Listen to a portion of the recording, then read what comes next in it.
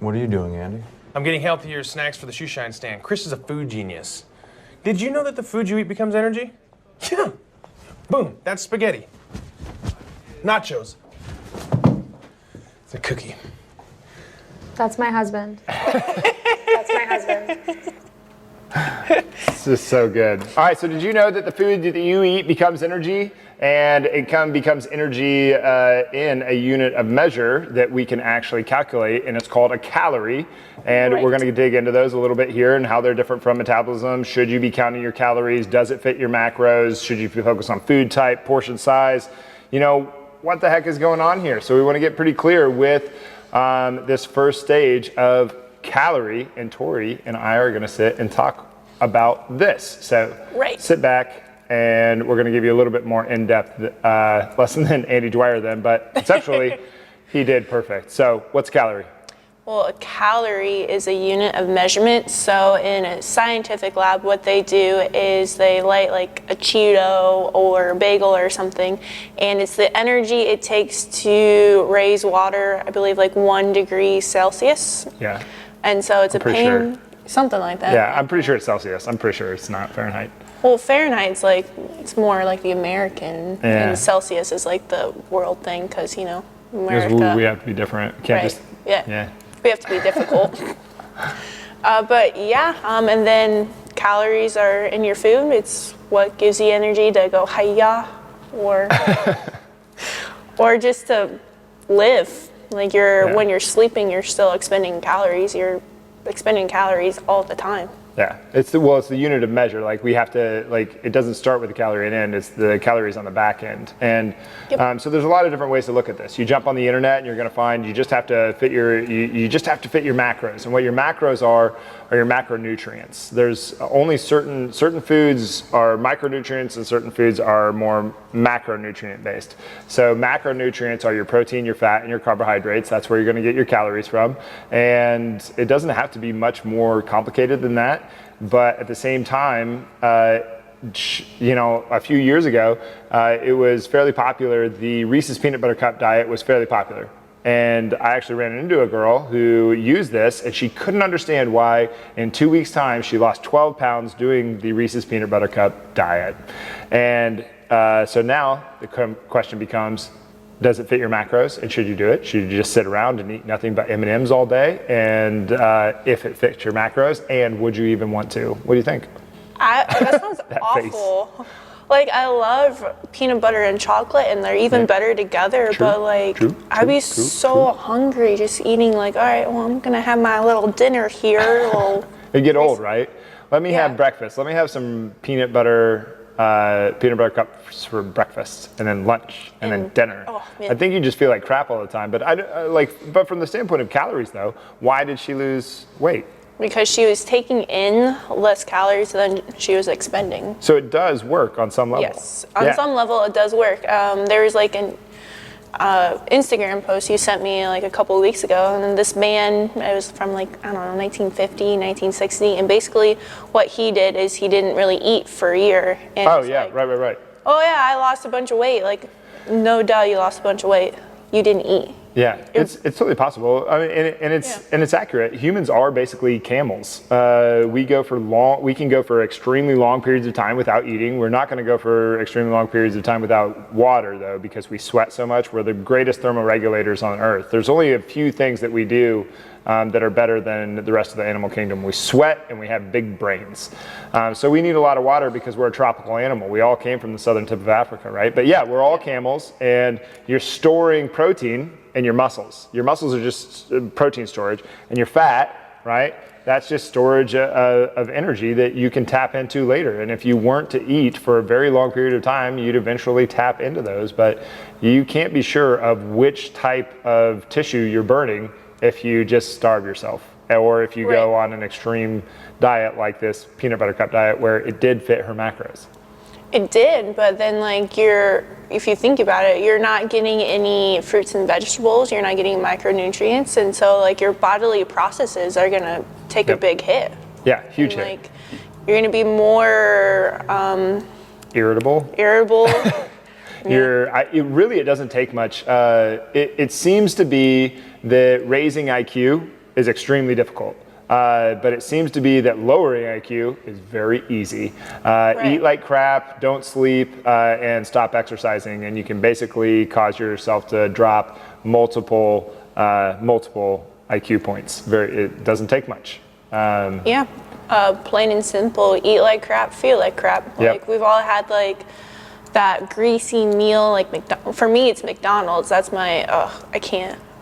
Like I eat McDonald's and like a couple of hours later I just feel like crap. Like sure, it tastes good, but oh man. Yeah, and there is a certain amount of like, does it fit your macro? Like this gets complicated, but I don't think it really has to be. And I think it can get fairly clear because people are actually different. Like Tori's probably not gonna be able to eat as many calories as an Adam on any given day and not gain weight, right? So if Tori starts eating, like if we switch and I start eating as much food as she eats, I'm gonna shrink. And if she starts eating as much food as I eat, she's going to get bigger, right? Because we have different metabolic processes. I think part of the confusion with the calorie thing is like, what is the difference between a calorie and your metabolism? Because they're both a form of measurement. Metabolism is more about consumption of the calorie, and the calorie is more about the actual energy unit of energy involved. I hope that simplified and clarified those. Right. And then, so like both are important, but should we still count them? Like you go online and you can Google like calorie counters and there's like X amount there's like crap ton, but does it really matter if you count them or not? Yeah, and is there a simpler way? So does counting your calories work for some people? Yes. However, it is an extremely labor intensive, annoying task, and it's off. Like if you read food labels, what'd you say? It's gonna be off 20%. And that's plus or minus. That's not off by 20%. That's like, do the math there. That's 40%. That's almost half. So if you're eating something that those little 100 calorie packs, they could be 140 calories. Or no, they could be 120, or they could be 80. My bad. But they could be off by half. So it's a great deal of miscalculation to just think, oh, if I'm following my macros exactly, I'm always going to lose weight. Right, and going in with the metabolism part, just because it says like 100 calories doesn't mean you actually absorb the 100 calories. Yeah, totally. So think if you ate, this is kind of gross, but if you ate a bunch of broccoli and peanuts and other fibrous foods, and are you going to absorb 100% of the calories that would come out of that if we were to put that over a Bunsen burner and actually calculate how much calories in that broccoli or that peanut? Nope, and most of it doesn't take into account that it takes energy to digest stuff. Yeah, so the true. Fiber and like protein and fat, it's going to take more energy to digest those than carbs. Yeah, something that is just readily available, right? That's the phenomenon of cooking that we actually, this is getting way too into this, but I should just leave that out. But when you cook your food, you partially digest it, but we don't have the length of gut to actually deal with raw food. And so you're actually probably fairly heavily malnutritioned if you are eating a raw food diet, because you don't have the guts for it. You literally you don't have the guts for it. Yeah, you don't have the guts for it. Okay, so what are some solutions? Like, what should we do? So calorie counting is an option, but it's extremely labor intensive, it's tedious, it's annoying, and it's off by 20%. What are some other options that we can use? Well, you can go by portion size, and then most importantly, just listen to your body. Yeah. So if you are the type of eater that you just scarf down your food, like you're gonna eat more calories than what you need. I don't know anybody like that. What are you talking about? Oh, please. Not a moderator. There's no like shut off. It's not like, oh, I feel hungry, I should stop. It's like, no, there's food. Why wouldn't I just continue to eat it? Oh man, it's gone. Oops, sorry. Rach, on the other hand, she like eats half a cookie and she hands it to me. She's like, I'm good. I'm satisfied. I'm like, what? I don't understand. What does that mean? Okay, so portion size is a thing. Something as simple as when the waiter comes to your table to take your order, you can tell them, hey, can you put half of my meal in a box to go and only bring me half of the meal when I sit down? Or you can do, one of my favorites is that when you're cooking a meal, that when you're done, you plate your food and you set that on the table and you go back and you put everything in the fridge so that you don't have the ability, you have more obstacles in the way of going back and getting seconds. Just portion control, shrinking it down. Do you have any others? Or what you can do, it's going to be really hard to eat too many fruits and vegetables. True. Indeed, So indeed. if you fill up on those first, then when you go to have your pasta or your dessert or something like that, then you're already full. And what about this? I forgot to mention this. Like, what about, is there calories in this? Because there's actually studies on if you drink 2 cups of water before you actually go into a meal, how much calories do you tend to ingest? Oh, well, it'll be less because you think about it. Well, the way digestion works is you're eating your food and it goes down your esophagus into your stomach, and then the way your body knows that you're full is your stomach sends a signal to your brain. If your stomach's already expanded and it's full, then you're gonna be like, oh, stop. How about that? Would you look at that?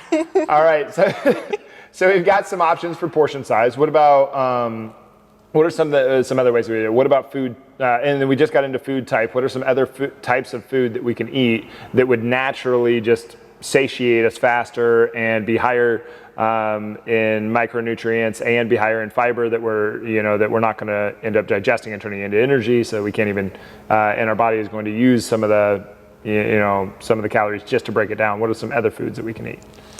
Well, you generally want to focus on eating whole foods. So, what constitutes a whole food?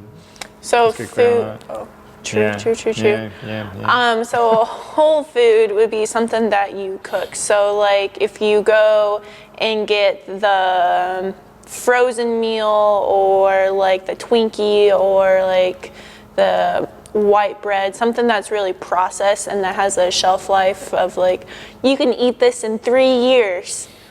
And it'll be just as good. And it'll be delicious. Not so much. So like fresh as you can get it, fish or chicken or grass-fed beef. Like eating those types of food. I don't know. Grass-fed beef.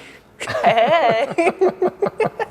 But stuff like that. What about like fish sticks? Is that processed or is that a whole food? There's obviously better choices. But what about an easier one? What about like Hot Pockets? And what if it's the lean, healthy Hot Pocket? Should I be scarfing these down every meal? What do you think? It will be just fine in like 3 months too.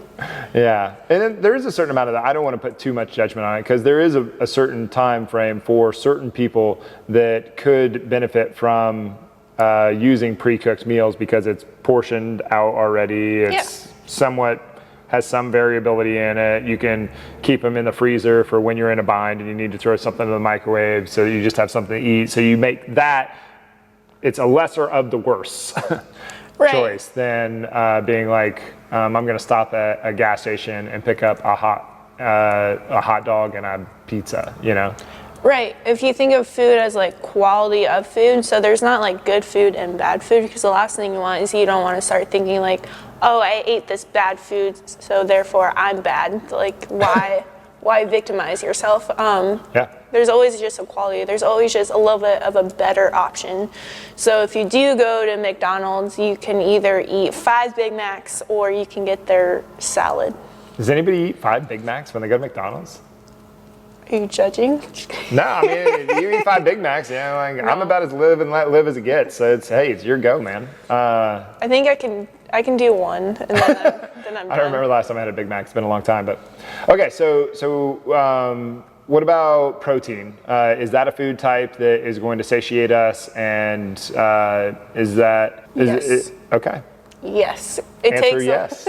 It takes a lot for your body to digest proteins because it's more complex. Yeah. So if you go down to the molecular level, then it's more complex than carbs. Yeah. Well, like just in general, fat and protein are going to be your much more stable macronutrients than carbohydrates. If you think of fat and protein as more of like a coal source of heat, and carbohydrates as more of a gasoline source of heat. Gasoline definitely has its place, so does coal, right? Right. That's not me trying to say that everybody should be on a keto diet or anything like that, so don't misplace it, but well, carbs have their place. Exactly. Like, there's a study done, like people that just had protein and fat when they tried to build muscle versus people who had protein, carbs, and fat. And people that had like a mixture, they were able to build more muscle up because they are important to build muscle. Like, that's the interesting thing that we found from the keto, from the number of people. Like, keto's been around for a long time, but the number of people that ended up doing keto, what we ended up finding was a lot of research was in a caloric deficit, people lost more muscle than when carbs were present, and in a caloric surplus, people gained more fat or gained more muscle when carbs were present. So there's something to this carbohydrate game that we did not give credit to. And so I don't know if you want to cut it all out, but that's not, everybody's just a little bit different. It needs to be individualized for you. It's just easier to overeat on carbs. Like, how many times have you had like totally. just one chip? Never. Well, maybe Rachel, but one Oreo. One Oreo, no. But with that said, fat and protein are your only essential macronutrients. You have to have those or you will die. Your body can produce its own glycogen, so carbs are not essential macronutrients.